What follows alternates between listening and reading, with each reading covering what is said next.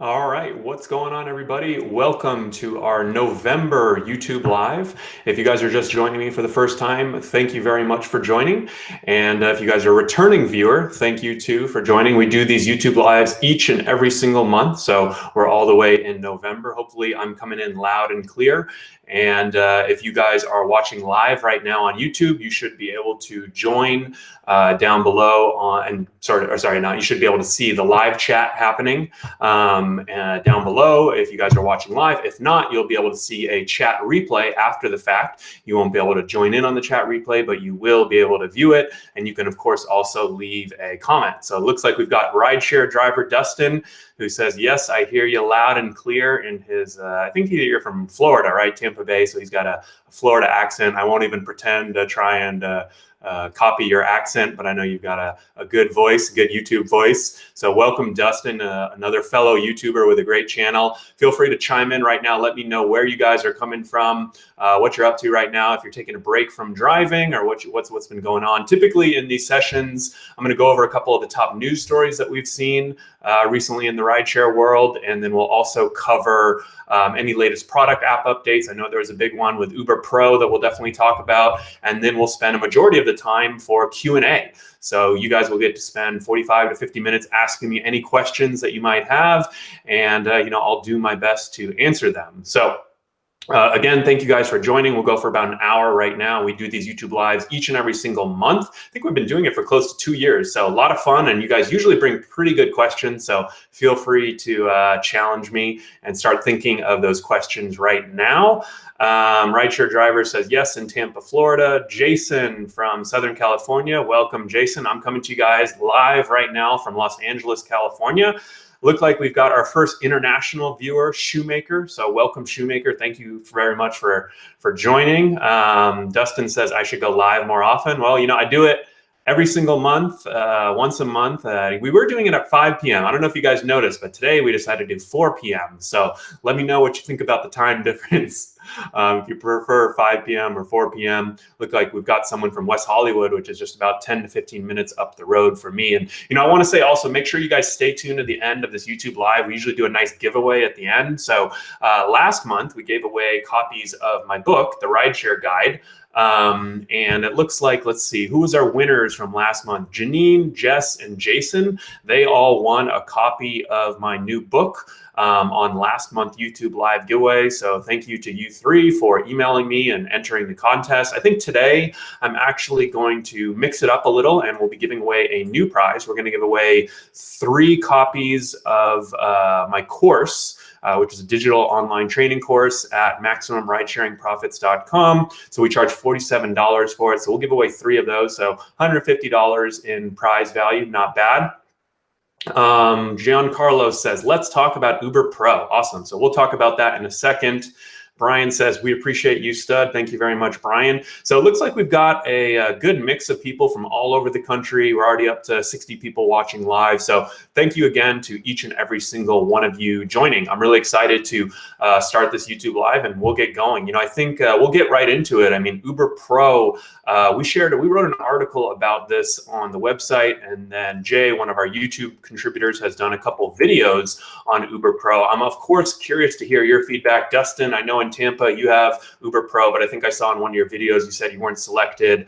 Let's see, what cities is UberPro live in? It's for drivers. This is a pilot program. If you guys are just hearing about UberPro, first of all, you should probably subscribe to my channel because we covered it last week when it came out, and we wrote an article about it. So do that first. But UberPro is for drivers. It's a pilot by Uber for drivers in Chicago, New Orleans, Phoenix, Seattle, some drivers in Denver, New Jersey, Orlando, and Tampa Bay. So it's in a pretty good amount of cities and some big cities like Chicago. But basically what it's aiming to do is reward the most experienced, most highest rated drivers. I guess you could even say most valued drivers, basically the people that have been the most loyal and are doing the most number of trips with Uber. They want to start rewarding them with financial incentives like higher earnings on mileage and time rates, the ability to see where passengers are going, so you can see distance and direction, things like that, tuition reimbursement, which I think personally is pretty cool. So It's there's definitely some interesting benefits there. I know some of the complaints we've heard from drivers is that it doesn't benefit part-time drivers. There's basically 3 tiers. Now I'm going to leave a link to a blog post we did if you guys want to learn all the details. I don't have time to go over all of it, but that's kind of a quick summary. And I know we've heard some complaints from part-time drivers who feel that this program is very difficult to achieve since there's 3 tiers, and the more you drive, the higher tier you go and the better rewards you get. But I mean, I think that kind of makes sense from the business. If you're running a business, you of course want to reward your top performers, but at the same time, I know a lot of the complaints we've heard from drivers are that, hey, Uber should just be giving this information out to everyone. Well, that would definitely be nice, but I think you kind of have to start somewhere. And so I think definitely I don't know. I think it's definitely a step in the right direction. It's positive for drivers, and really kind of over the years, I've always I think there's even priority customer support. I mean, I think if you're the best at what you do, and frankly, like I think if you guys are watching lots of YouTube videos and studying and kind of going above and beyond, it's really not that hard. I mean, if you guys have ever taken an Uber or Lyft, which is my #1 piece of advice and a very popular YouTube video we have, if you guys have actually ever taken an Uber or Lyft, it's really not that hard to stand out. Most people don't even shake out their floor mats, right? That costs nothing. That's free, right? Do that at the beginning of every shift. There's a lot of little things that I think you can do to really stand out from the rest of the drivers. So,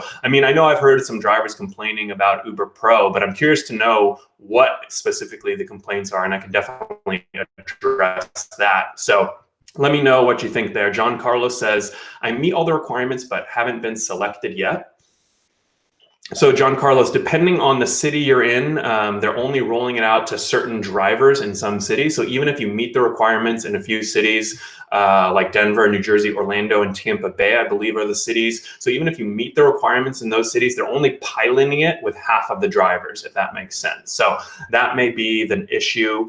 Let's see what else we have. Diane says, I am in Denver and I am Diamond Uber Pro. So far, so good. Harry, you have helped me become a good driver since day one, since July 2016. That's awesome, Diane. I appreciate you following the channel. And also, I mean, I have to say, I think for a lot of drivers, right, there's a lot of turnover in this industry. About 2/3 of drivers actually quit after just 6 months. But on the other end of the spectrum, there are a lot of drivers like Diane and others that I meet in person and online and through comments and emails that are able to make it work and have been driving for 1, 2, 3, 4 years because they figure out a system that works for them, a schedule that works for them, the money works for them. This job isn't for everyone, and you're never going to hear me telling, trying to convince someone not to quit. If it's not for you, it's not for you. But I think at the same time with the Uber Pro, it definitely seems like for those drivers, that have been doing it a while, that have figured it out, it rewards them.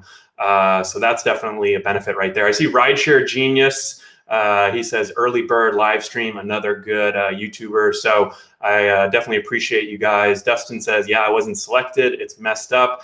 This is sort of where Uber, I think they can probably do a little bit better job on their media outreach, right? Dustin, you've got a pretty big YouTube channel yourself there. It seems like they should probably select you so that you could do videos about it. But hey, what do I know? So let's see, what other comments do we have coming in? Awesome. We got the bearded Uber guy. So I know you've got a good channel. So, those are sort of my thoughts on Uber Pro. If you guys have any questions, we can definitely touch on them later. I haven't seen a ton of other, there's always stories going on in the news. If anything specific comes up, feel free to ask me a question about that. I didn't see anything else in the past month that really stood out to me. So, without further ado, I do want to kind of turn it over to you guys. So if you guys have questions, I see some good questions come in about picking up minors, rates being cut. So start getting all of your questions, start thinking about all those questions. You might only get one chance. I'm going to try to answer at least one question from everybody, but start thinking about those questions. We're going to turn it over to Q&A right now. We've got about 50 minutes to answer all of your questions. So I think definitely start getting those questions. And if you guys stay tuned to the end too, we're going to do a little giveaway of my course, which we just reduced the price to $47. So it's a great deal right now over at Maximum Ride Sharing Profit. nonprofits. And before we get on to the Q&A portion, I do want to mention a new company that's been sponsoring, I think, the past 4 or 5 or even 6 months of our YouTube lives.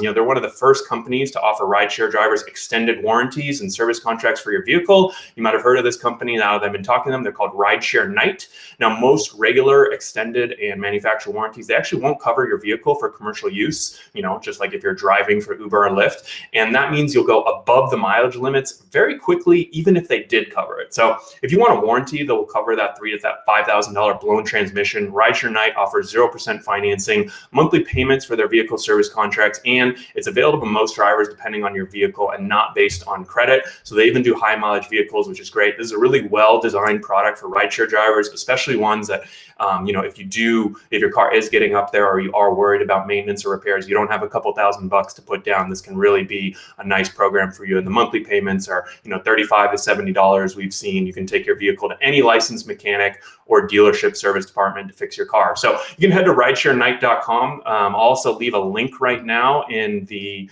show notes and the chat. And if you guys want to sign up with Rideshare Knight, go ahead and do that. And that's a great way to support the channel. And like Dustin said, he wants to see me here more on these YouTube lives. So maybe that's one way to do it. Let's see. So Dustin says, I saw Rideshare Revolution, which is another good YouTube channel. I think he does more of the live stream variety. He made a video on UberPro today, said he should average about 60 a week with him being a full-time driver. I'm assuming you mean $60 a week. So that definitely seems like, hey, it's better than nothing. Bearded Uber Guy says, do you see Lyft following suit with a similar platform? So yes, I definitely do.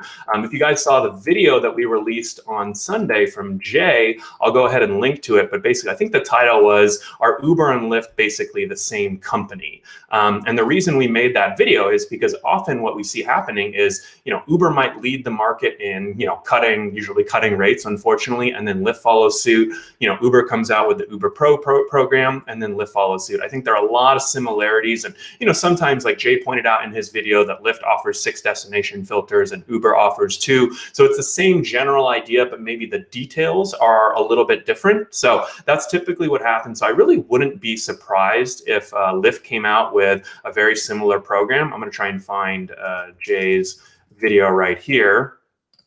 And I'll leave a link to this in the chat if you guys want to check it out. So that's a link to Jay's video on Uber and Lyft being the same company. But basically, to answer your question is, yeah, I think, because honestly, I think it makes a lot of sense to value the most loyal and the most experienced and the highest rated drivers. I mean, these are the best drivers on your platform. And that's why I've always told drivers in the past, you kind of have to be cutthroat sometimes in this business, because in the past, before programs like UberPro, there was no benefit to keeping a high rating, right? There was no benefit to sometimes going outside of your way, right? Going and returning an item to a passenger if they're not going to pay you, right? And so we've talked a lot about these topics. Now, hey, if there's an incentive for me to keep a high rating, it might be in your best financial interest to do so. So I think just kind of making sure that, no one cares more about your money and your earnings and your driving more than you do. So as long as you guys keep that in mind, I think you'll be good. Dave says UberPro is another way of being treated like an employee of Uber, but you're still an independent contractor. I don't know if I agree with that. I don't really see how it's treating you like an employee. I think if anything, it's rewarding good behavior, which I don't know if that's exclusive to being an employee, but maybe it is. Feel free to elaborate there. SD Ute fans, good to see you, SD Ute fan. I know I always see your name pop up in the comments and the live chat, so thanks for coming back. This morning, I took an Uber ride of 7.6 miles, so he was a passenger. He paid $15.30 for the ride. Had I been driving, my cut would have been around $7.50. What gives? So what you are seeing right there is upfront pricing. Now, this is something we've talked a lot about. I'll leave a link to a blog post that Christian did about upfront pricing. But yeah, that's basically what's happening is that Uber is using their algorithm and Lyft to estimate the ride for a rider, the price for a rider. And then if you're still getting paid based on exact mileage and time. So if you're more efficient in their algorithm, they end up making a much bigger commission on that ride. Now, we've sort of studied this over the years, and we've done a few different analysis, and it's always come out Uber's effective commission has been around 30 to 40%. And we've looked at it in 3 or 4 different cities with different drivers now. So there are rides where they may take a 50, 60, 70% commission, but there are also going to be some rides on UberPro, for example, where they often actually lose money because UberPro is kind of a shit product, but that's a different story. So it does somewhat balance out, but I think my biggest problem is we don't know exactly what it balances out to, and Uber doesn't say. So, it's kind of ironic that they call it upfront pricing. It really isn't upfront. But one interesting thing that I have been seeing lately, let me see if I can find a link to it real quick, but what did they call it? We've seen a couple drivers sending this in. This is a good chance if you guys have noticed this at all as a driver, I'd be curious to hear from you. Let me leave a link to our Facebook post that we have right here. Basically, what some drivers are seeing is called a share adjustment. And so what this is Uber is now in some markets, they're sending drivers, when that big discrepancy happens, they're sending them actually an extra payment. And it might be actually pretty small. I think the ones we've seen, it's ranged from like 10 cents to 75 cents. But I'll leave a link right here in the show notes to our Facebook page. We'll talk about minors in a second, but definitely it's interesting to see. It seems like they're testing some stuff on upfront price. Uber is testing some stuff on upfront pricing to actually potentially change, sort of to prevent those big discrepancies, which I think is kind of obvious, but sometimes it takes a little while for them to figure it out. Let's see. So I know we had some questions coming in about minors. What do we have there? All right, so lots of good questions. Ezra, Rideshare Genius, wants to talk about hot take on Uber Express Pool. I think we've already talked about that, but I'll definitely touch on that. Dustin says, we definitely should talk about minors and stop taking them. I haven't even had to make another video about it with a driver charged with kidnapping. So yeah, I think you're referring to, I believe this was a story in Denver that I just talked to someone about today. And basically a driver kidnapped a 15-year-old girl. I think it was at the end of an Uber. I mean, unfortunately, I'm sort of preaching to the choir here, because if you guys have been following my channel, you probably know that giving rides to minors is against Uber's terms of service. And, the first thing I would say is like, you guys have to understand you're running your own business right now, and Uber is going to always try and shift liability, right? So there's a reason why it's against Uber's terms of service to not give rides to minors, right? Their lawyers or whoever they pay a lot of money have told them that, hey, this is a higher risk activity for us, so we don't want to be liable for it, right? And so that's why it's in their terms of service. So you can definitely go out and do those rides. You have to understand you're breaking terms of service and you're taking on more risk, right? If you get into an accident, what would happen? I don't know. If that minor accuses you of something, probably going to be in big trouble, and hopefully you can clear your name, right? And then, of course, you have some drivers who, of course, if you're kidnapping or abducting minors, you should never be doing that in the first place, whether it's, a minor or a passenger at all. But I mean, there are, frankly, like there's some, there's 1.5 million Uber drivers out there. So, of course, there's going to be some shady ones. And I think that, for me as a parent, I probably wouldn't feel comfortable putting my child in a car, in an Uber or Lyft car if they were under 18.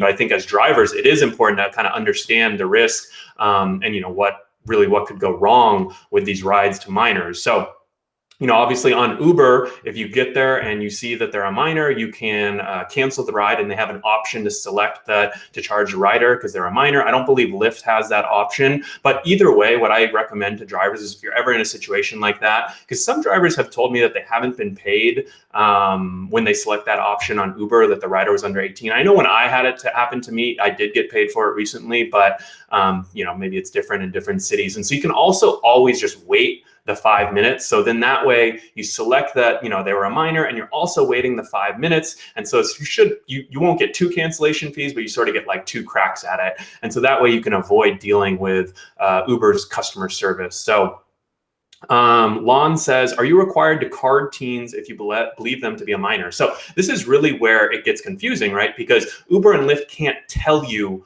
what to do or what not to do. They can't train you since you're an independent contractor, but it is technically against their terms of service. So yeah, my advice, for example, would just be, if you're really unsure, you can kind of explain it to them nicely and say, hey, it's against Uber's terms of service. If you're under 18, if you're over 18 though, feel free to just provide me with your driver's license and I can quickly check it, right? If they're under 18, they probably won't even provide it to you. So that's one way to handle that. Dustin says they deserve the Smackovich.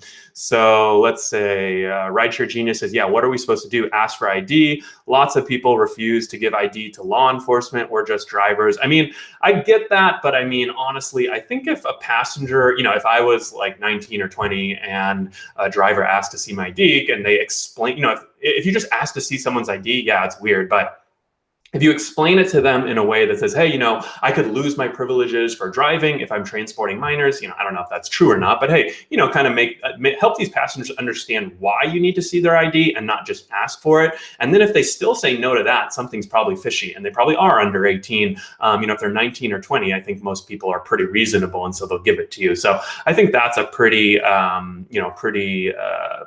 elegant or good solution, pretty smooth solution. So let's see. Jason says, so I'm curious to know, why don't I bring this to the audience? Let's get your guys' take. What do you guys do when you get a ride for a minor? Do you not care? Do you give the ride? Do you ask for ID? How do you handle this situation? SD Ute fan says, use your judgment. Let's see. Jason says, I ask for their age. Then if still not convinced, I would ask for ID. No ID, no ride.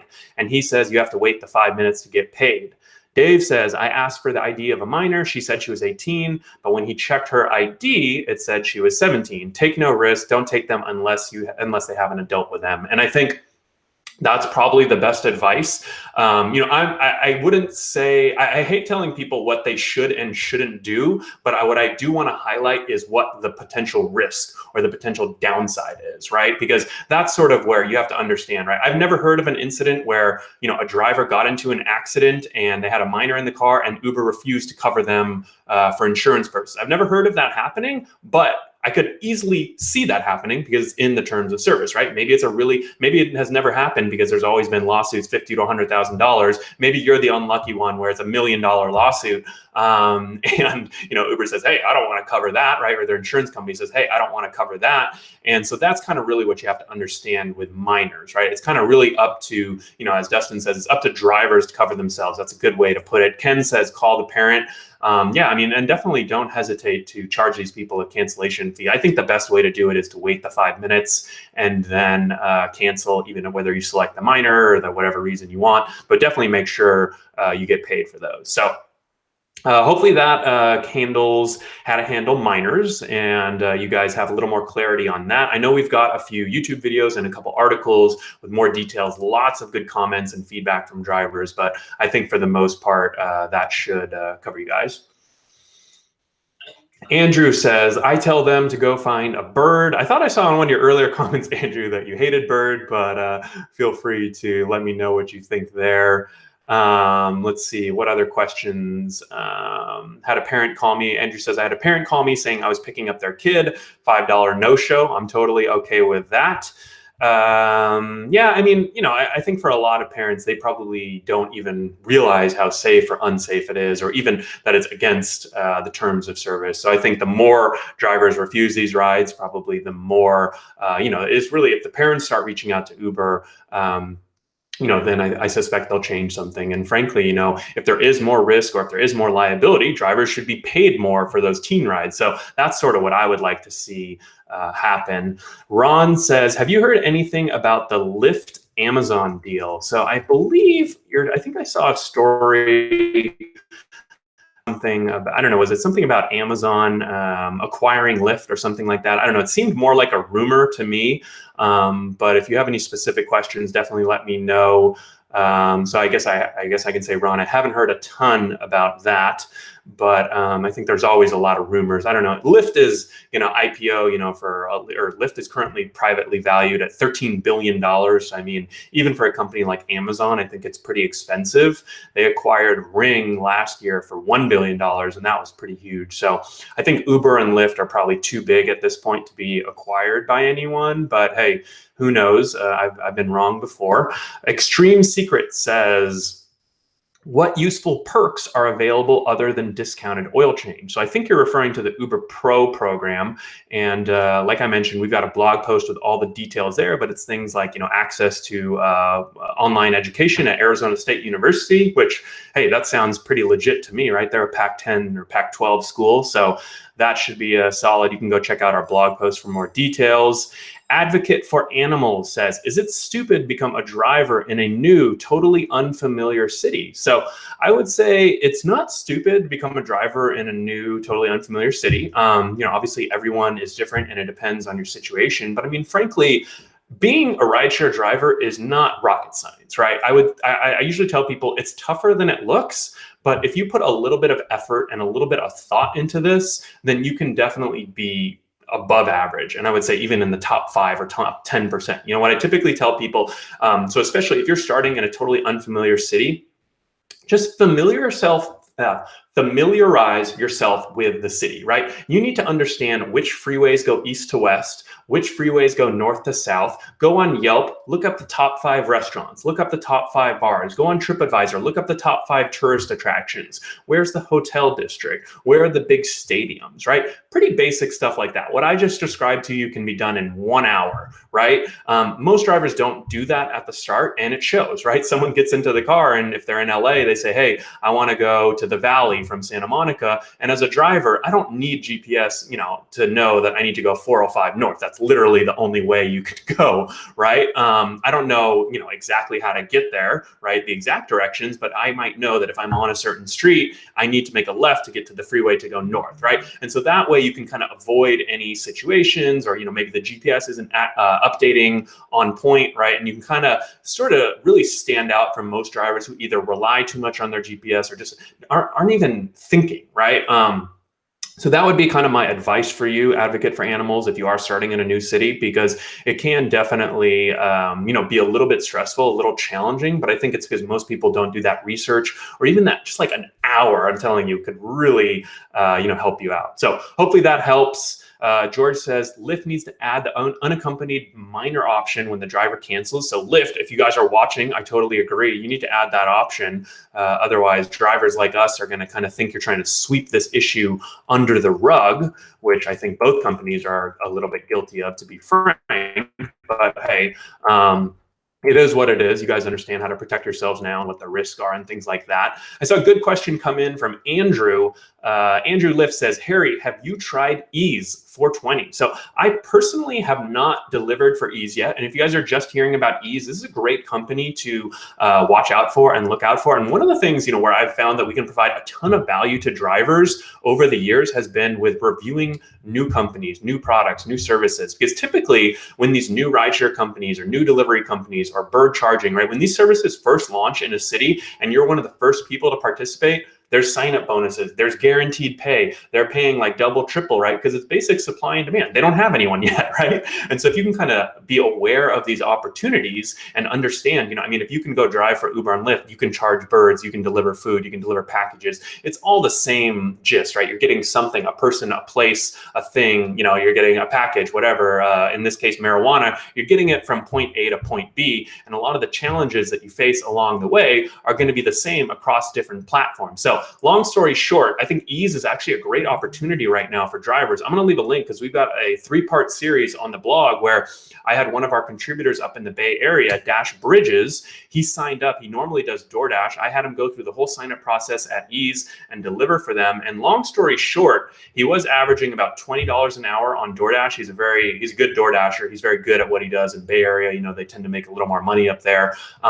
He was making $27 an hour with Eaze. And the reason for that is they actually hire you as an employee. You're hired not through Eaze directly, but through like a staffing agency, and you deliver for the local collectives. And so what's cool about when you are an employee and you're delivering, they get a flat $15 per hour, and then they also get reimbursed at the federal mileage rate of 54 cents per mile, right? In some Uber and Lyft cities, they don't even pay 54 cents per mile, right? So just think about that right off the top, $15 an hour, plus reimbursed for mileage. And then third, most of the orders, I don't know if you guys have ever ordered weed before or purchased weed, but these things are pretty expensive, right? From what I hear. So the tips, right? If you tip 10% on a $100 order, that's $10, right? If you tip 5% on a $100 order, that's still $5, right? And it's like kind of doing one ride, yet the order values are much higher. And so tips are, they're still a little, I wouldn't say hit or miss, but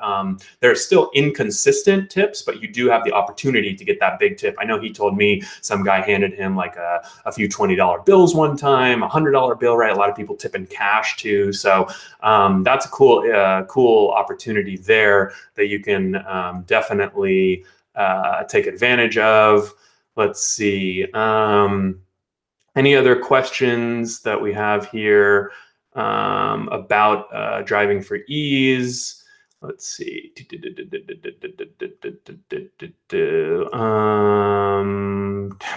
All right. I see some interesting questions are coming in. I'll get to in a second. But so yeah, that's kind of what it's like to go drive Eaze. Again, I'll leave a link in the show notes or in the live chat. You guys should definitely check it out because, like I said, these opportunities are good, especially at the start. I know Dustin mentioned something about Trip. So where was that question, Dustin? I saw you asked something about Trip. But yeah, it's a new rideshare company. It's supposed to be the next best thing for rideshare.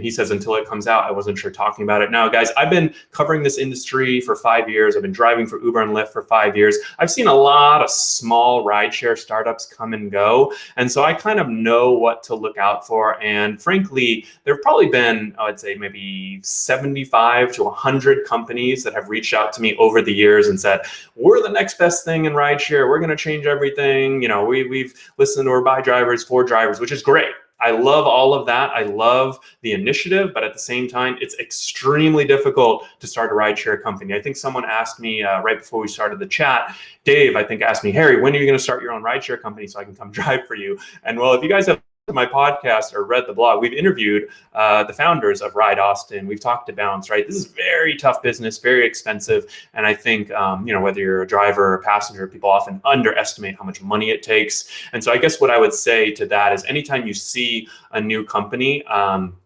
would proceed with caution. I just kind of understand how difficult it is to start one of these companies. Look them up online, right? If you type in Eaze, fundraising, for example, like Eaze is a company that's raised millions of dollars. Okay. If you guys go and type in, some of these smaller, like, I don't want to bag on Trip or anything because I don't really know them that well, but I'm pretty sure if you type in Trip and fundraising into Google, they haven't raised any money. They might have a sleek or a good looking landing page. I would just sort of understand that, proceed with caution. I think Bounce was a company we covered recently. I was down in San Diego. I actually met with the CEO while I was there. I was like, okay, this guy's a lawyer. He's funding this company himself. I see drivers out there driving for it. They do, it's slow right now. They have long pickup times, but hey, it's a new company. And so as long as your expectations are there, I think you can definitely look for new companies and try out new companies, but just sort of understand it's not hard to put up a landing page with something that looks great and sounds great.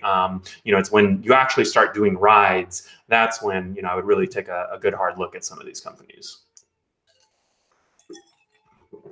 So, let's see. Yeah, so Joe Johnson Bra says, I think he's asking me about my portfolio. Not really relevant to rideshare, but he's asking, let's see, I do know a thing or two about personal finance. That was actually, I don't know if you guys know, but that was how I got my start in blogging. I started a couple personal finance sites, and I think he's asking me about a small cap value tilt. Yes, I do a slight small cap value tilt in my portfolio, just to answer your question. If anyone else wants to know about that, I'll answer your other questions, but I don't know if it's that important to everyone else. Lon says, are there any rideshare or gig economy type conventions? Now, it's a great question. I'm actually participating in one this week. It's called LA Commotion. It's here in LA.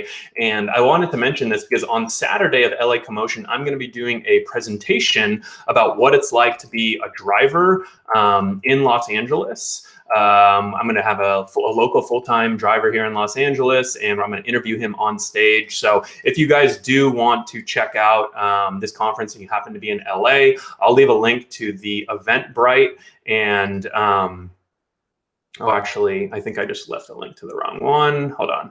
Oh, no, that's the right one. Saturday, November 17th. I think my session is from 2 to 3 p.m. And the first 25 attendees in person at this session on Saturday, if you happen to be in Los Angeles, get a free signed copy of my book. So that's an extra added benefit. But for the most part, I haven't found any great conferences that, maybe drivers or the workers would be that interested in. This LA Commotion one on Thursday, Friday, it's a lot of like fancy conversations about what it's, the future of the mobility industry and stuff like that. But the Saturday, my presentation, I think will be more interesting to drivers and public and things like that. So if that's interesting to you, definitely you can stop by in Los Angeles and feel free to take a look at the more information. But who knows, maybe, I've thought about doing a conference myself that would benefit the drivers, all of the workers. So that may be something that I do in the future. Got to think it through a little bit more. So keep an eye on that. Let's see.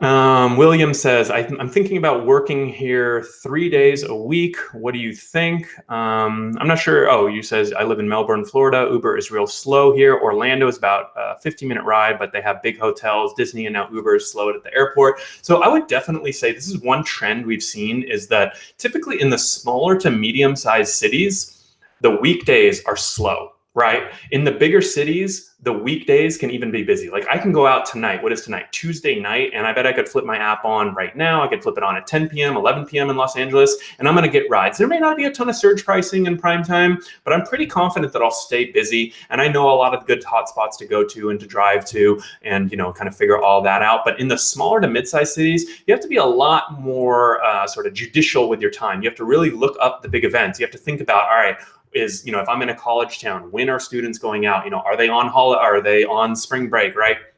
Are they going to be away from school? You really have to think about that stuff a lot more. So if, let's say, your schedule doesn't line up well, let's say you can't drive weekends, for example, and you live in a smaller to medium-sized city, you can only drive weekdays. It may make a lot of sense to drive 50 minutes into Orlando. Obviously, hopefully you use a destination filter and hopefully you get a ride. But either way, make sure that you track all your miles, because those miles are all now going to be deductible and you can kind of take advantage of it that way. So hopefully that answers your question. Let's see. I see a good question. Okay, so Joe, he's back on to rideshare. He says, I think you asked a question about Amazon Flex. They claim that they pay 18 to 25 per hour. It's basically just delivering packages with your car, and that's 100% correct. That's what Amazon Flex is like. We've got a good post about delivering for Amazon Flex. So I'll leave a link to that right now in the live chat for you, Joe, and you can take a look at kind of what it entails. We've also got an interview on the podcast with a reporter who kind of went undercover and did some Amazon Flex delivering. But I mean, for the most part, yeah, they actually do pay pretty well. They pay $18 to $25 per hour, depending on the city. And it is an hourly rate, which is kind of cool. Yet you're still a contractor. The big thing, though, that I've heard with Amazon Flex is since they pay more, frankly, they have, it's harder to get a shift. You have to schedule your shifts in advance. You can't just log on whenever, wherever, like you can with Uber and Lyft. So there's less flexibility, but at the same time, you probably know that, okay, I'm going to be free for these 4 hours or 2 hours to work. And so that's how you have to kind of book your shifts for Amazon Flex in 4-hour periods, I believe. And it is very competitive for shifts. So I know a lot of drivers have told me they've struggled with actually getting shifts for Amazon Flex. So that's the only kind of downside there. Let's see. Rideshare Boom, sorry, my voice has kind of been a little scratchy today, but hopefully I'm coming in loud and clear. Rideshare Boom says, I drive 40 minutes to get to my market. It's all interstate and can occasionally catch a long ride on the way. Yeah, so I think that's the best strategy. I mean, if you can get a long ride on the way driving in. I mean, there are a lot of drivers here in LA. LA is an expensive city. A lot of people can't afford to live in the city, so they live out east or south or north and drive, to their starting point every day. But I think it definitely, I've talked to a lot of drivers who actually don't even flip on the destination filter. And to me, it seems like a no-brainer, especially with Uber, where you can just kind of flip it on and forget it. I know with Lyft, it times out after, I think, 15 or 20 minutes. But with Uber, especially where the destination filter works pretty well, you can definitely try and use that destination filter every day if you do have to drive 40 to 50 minutes. Let's see. Kevin says, if you don't get your Amazon Flex shift done in time, you have to keep reliving the packages and are not paid. Yeah, so that's the one thing with Amazon Flex is that, you know, they tell you, here's all the packages you need to deliver, and they say it's going to take 4 hours. And if you don't get it done in 4 hours, then you got to either keep, you know, stay out there extra and deliver them, or return to the warehouse, and I think they won't pay you, or they'll dock your pay or something like that. I don't know the specifics since it's been a while, but for the most part, I mean, I guess, you know, what I've heard from a lot of drivers is that it's very doable, but again, you got to be smart about it, right? You got to have a system, right? Understand, you know, so your first few shifts out with Amazon Flex, you might go over the 4 hours, right? But maybe you develop a system. Maybe you got to make sure you have the right car that you can easily stack the packages, right? Because how you put them into your car is not the same way as how you might want to take them out, right? So you kind of have to understand your route, and they suggest routes, but hey, knowing that, you know, these algorithms are not perfect, maybe there's times where you can save 5 or 10 minutes, or you can bulk or batch packages and do it a lot better that way. So I think kind of just understanding what you're in for is definitely you know, beneficial if you're looking at Amazon Flex. Let's see. D-Bird says, I flex once or twice a week, finding that they send flex drivers further out, and the strategy is to wait and let the block surge a little before accepting. Lon says, I see flex drivers racing all over, doors open, slinging passenger packages onto doorsteps, not passengers onto doorsteps. That'd be funny. And I mean, yeah, so if you've got a little hustle, a little pep in your step, and you're willing to, you know, kind of get a little bit of a workout in, for example, maybe you can, you know, maybe Amazon Flex is a good idea for you because you're going to be lifting packages and you're going to be running up to people's doorsteps. And, you know, I think in general, if you've got a little bit of hustle, these gig economy jobs are great for you, whether you're driving for Uber or delivering food or packages or charging birds, whatever it might be. I think hustle always, you know, pays off. So Andrew says, destination mode is a joke. I've had it set to LA at the San Diego airport, and it will take me to the border. So first of all, I don't know if you can set destination mode when you're at the airport, or I know maybe it's different with Uber or Lyft, but in general, I mean, I've never had that experience with destination mode where I was in one location and I set north and it took me south. I've definitely had times where I've gone east or west, but for the most part, I've found the destination mode works pretty well. It works a lot better on Uber, in my opinion, since there's better density and more requests happening.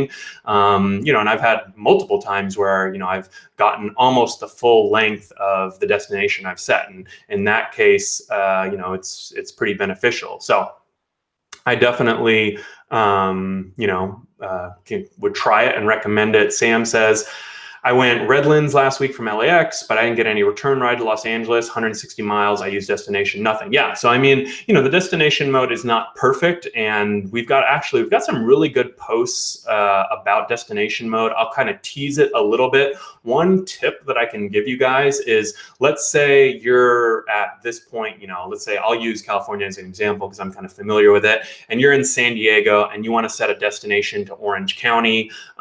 So what you really want to do is actually set a destination that's slightly beyond where you want to go, because that opens yourself up to more rides, right? If you set a destination right into the middle, you're only going to get rides that are going to the middle of the city, for example. But if you set a destination to the edge of the city or wherever you're willing to go, you might now open yourself up to much longer rides or more rides. That's how the destination filter works, right? You have to think about, right, when you turn destination filter on, automatically you might be lowering your chances of getting a request by 50%, because 50% of people might not be going to the direction or the location you're going. So, you know, some of these types of tips we've got coming out in an article and a video. So definitely stay tuned for that.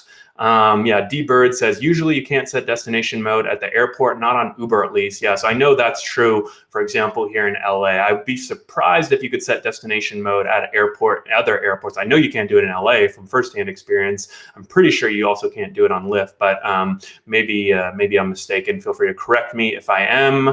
Robert says destination mode is a joke. I agree. In NYC, it will send you uptown instead of eastward. So in NYC, I could totally see destination mode being not nearly as beneficial because it doesn't work well in heavy traffic, right? So I've gotten rides on destination mode that are kind of like just east or maybe slightly east. And in that case, right, if you're in New York, for example, right, and you're sitting in a bunch of traffic, that's actually like almost out of the way. So I would definitely maybe it doesn't work as well in New York City. That's good feedback for sure. Appreciate that.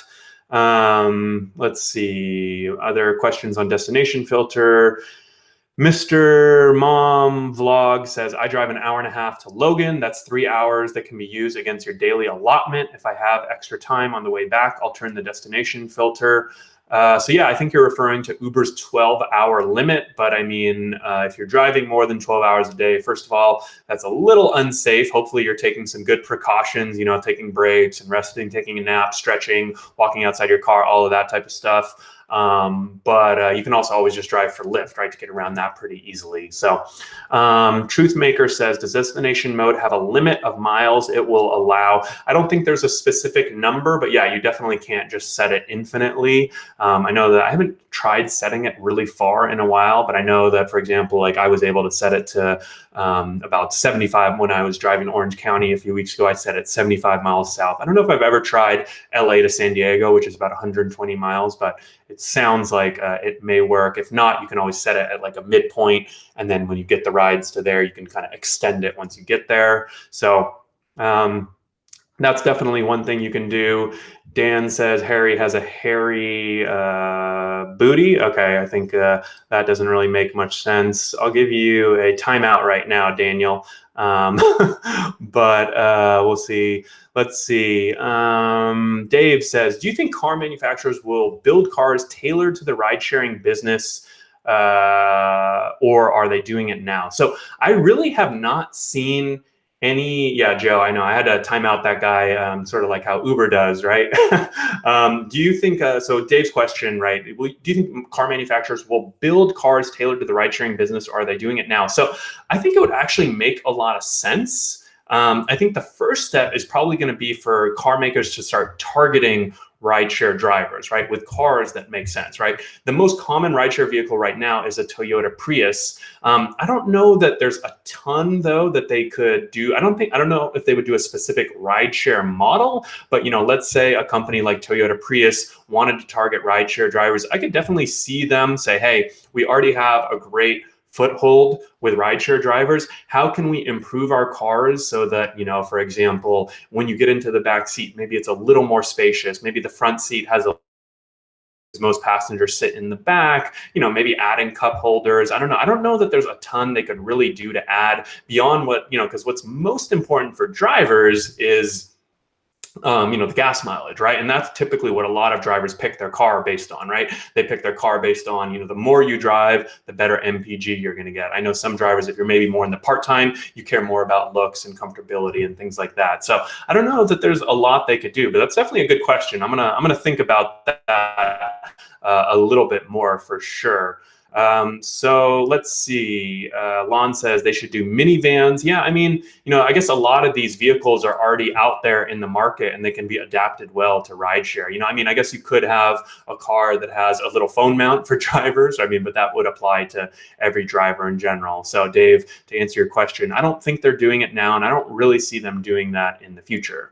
Ron says, any truth to Munchie Kim's YouTube mention of police stings for transporting minors? So I haven't heard of this, but I have not heard of this at all. But I mean, you know, based on the history on the past, I mean, we have seen stuff like this, right? So what we've seen stings on in the past are airport rides. So, you know, airport cops, they sort of have nothing to do. So if you're picking up without the right placards or whatever, they'll try to send someone in your car or do a ride off the app, things like that, and bust you that way.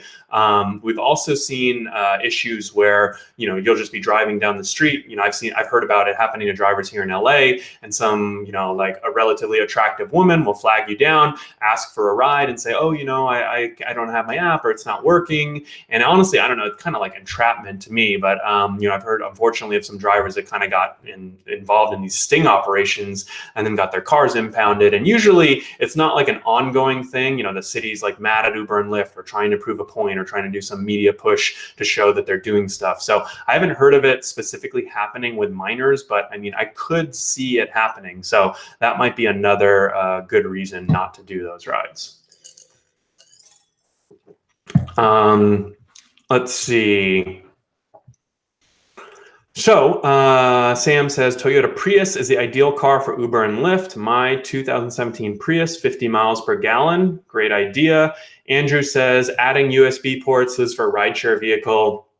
Barf bags and built-in vacuums. I mean, I think some cars actually already come with built-in vacuums. I think some minivans I've seen, because, you know, if you have kids, they make a mess, sort of like your rideshare passengers. I mean, barf bags, you can always just add those yourself. So I don't know that they would need to build anything in there. But hey, you know, we'll see. Lon says, Harry, they should do minivans. Scott, okay, we've got a good question coming in from Scott. And again, you know, we're going to go for about 10 more minutes. So if you guys have made it all the way to the end, thank you very much. We do these monthly YouTube lives, as you might imagine, every single month, Tuesdays, 4 p.m. And, you know, if you stay tuned to the end, we're going to be giving away 3 copies of my digital course over at MaximumRidesharingProfits.com, $47 value. So hopefully you guys can stay tuned for another 10 minutes and I'll tell you how to enter that contest. I see a good question, though, coming in from Scott. He says, has anyone successfully appealed a deactivation due to a driving record? Uber, May 2018, Lyft last week. So it sounds like Scott was deactivated due to his driving record for Uber in May 2018 and Lyft just recently last week. So I'm assuming, Scott, that there's something on your driving record that is causing these deactivations. And if it's a clerical error, or, you know, we've heard so many stories, unfortunately, from drivers, and I have a good article that I'll find right now and link to you. Let's see right here, that we just wrote about being deactivated. What was it called? Why are so many drivers having trouble with background checks? Here it is. So this is an article I just wrote recently that you can take a look at, but it's basically all about these updated background checks that Uber is now running. And really, ultimately, what it boils down to is if it's more of an error, it's going to be kind of a hassle, kind of a pain in the ass to get it resolved. But you really want to push Uber, you want to push Checker, you want to push the DMV, and it's going to be a lot of work on you to get this corrected. But I mean, if it's something that goes against their policy, and in this article that I just linked to in the live chat, you can learn a little bit more about their policy and what they accept and what they don't accept. You know, for example, like if you got a DUI, I'm not saying this happened, but let's say you got a DUI. I mean, in that case, there's not a whole lot you can do. I mean, they don't want drivers with, you know, DUIs, for example, right? So you can't do much about that. So hopefully that answers your question. Let's see, Robert has a good question here. Harry, do you support government intervention for raising driver pay as was legislated in NYC but not yet executed? So I think first I should give a little background to Robert's question.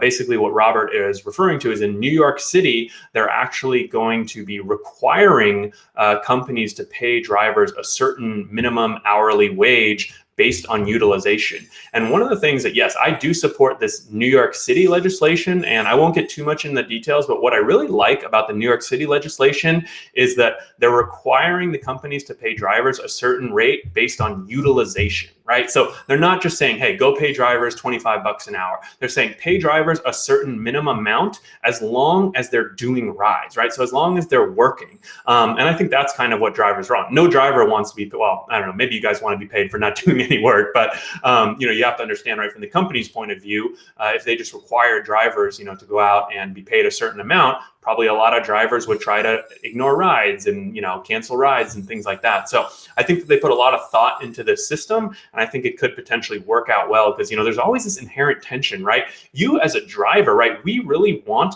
as few drivers on the road as possible. What does that mean? It means we'll get as many requests, or we'll get more requests, we'll get more surge pricing, we'll get more prime time. What does Uber want though?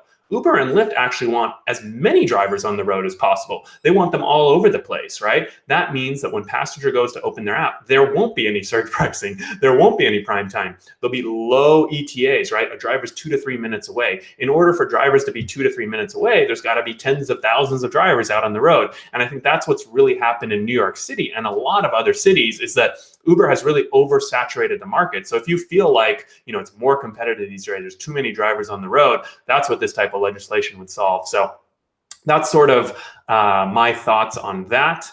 Hopefully that makes sense.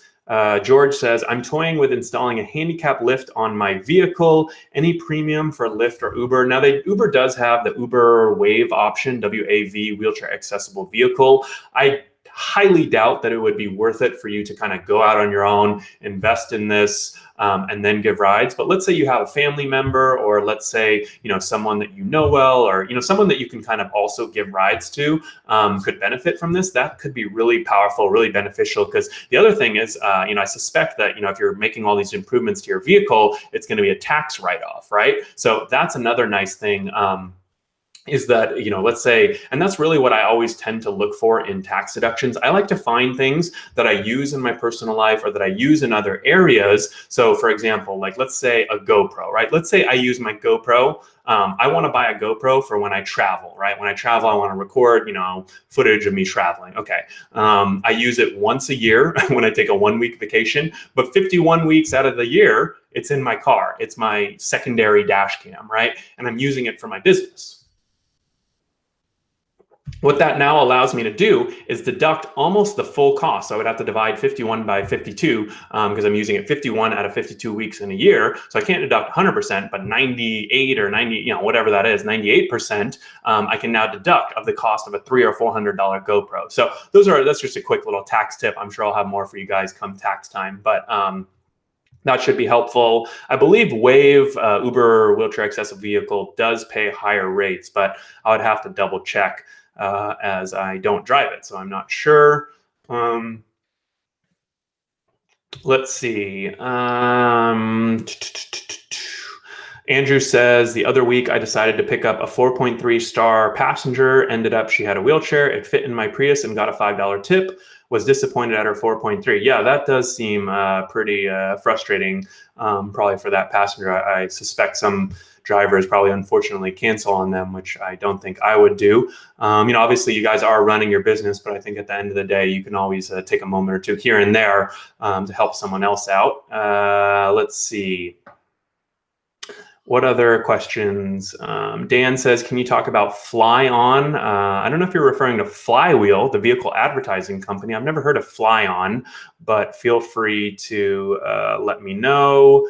Lon says, any updates on safety and security among drivers and passengers this month? So Uber has actually rolled out some new safety features over the past couple months. I don't know if you guys have noticed this on both passenger and driver side, but you can actually share your trip with a friend or a family member, which I think is a cool feature. So on the new Uber driver app, there's a safety toolkit. It's a little shield. So I definitely recommend checking that out. There's also a call 911 button. So you can take a look at that. Let's see, any other questions we've got coming in? Scott says, I have 4 citations in 2 years. So yeah, I mean, 4 citations in 2 years, I think that may be pushing it, and that probably is why you've been deactivated. I don't know if there's a whole lot you can do, but I mean, there are other companies that you can work for, delivery, charging for Bird. A lot of those companies aren't as concerned with your driving history record.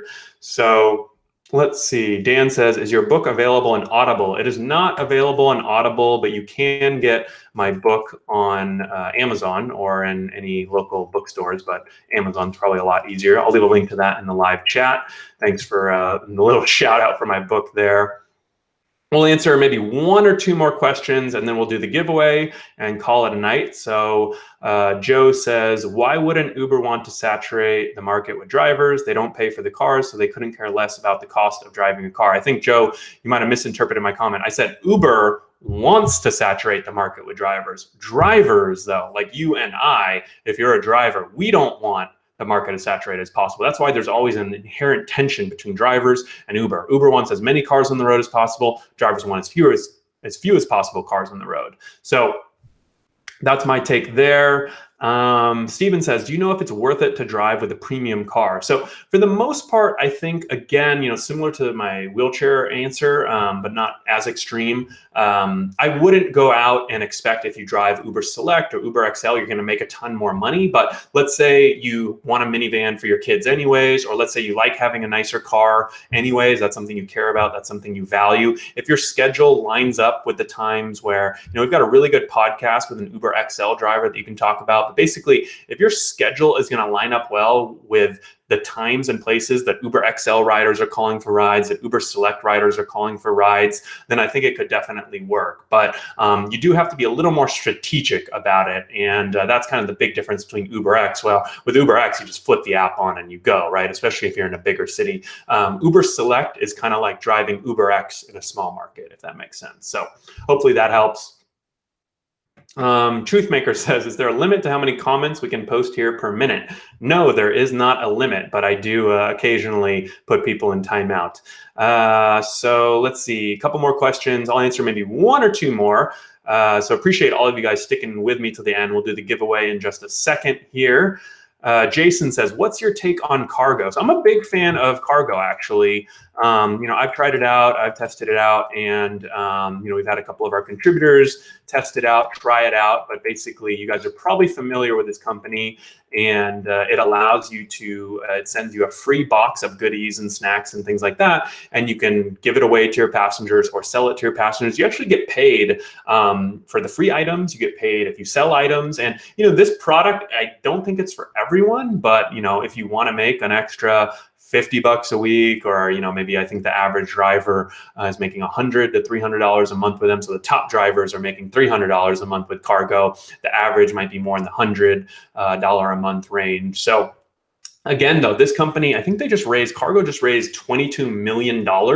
So they've got a lot of cash right now. I'm going to leave a link if you guys want to sign up with our affiliate link for Cargo. But I mean, I don't use Cargo. I don't make a ton of sales on Cargo, I should say. But the nice thing about them is I'm always getting bonuses for them. It's like you make 5 sales, you get a $5 bonus, right? You make $5 plus another $5 bonus, right? So there's a lot of opportunity there because this is a new company. They're growing. So again, right, the kind of theme of this YouTube Live is take advantage of these companies while they're young, while they're, in need. They're trying to convince a lot of drivers to sign up. Go out, try it out, test it out. If it's for you and you want to make a little extra money, great. If it's not for you, don't worry about it.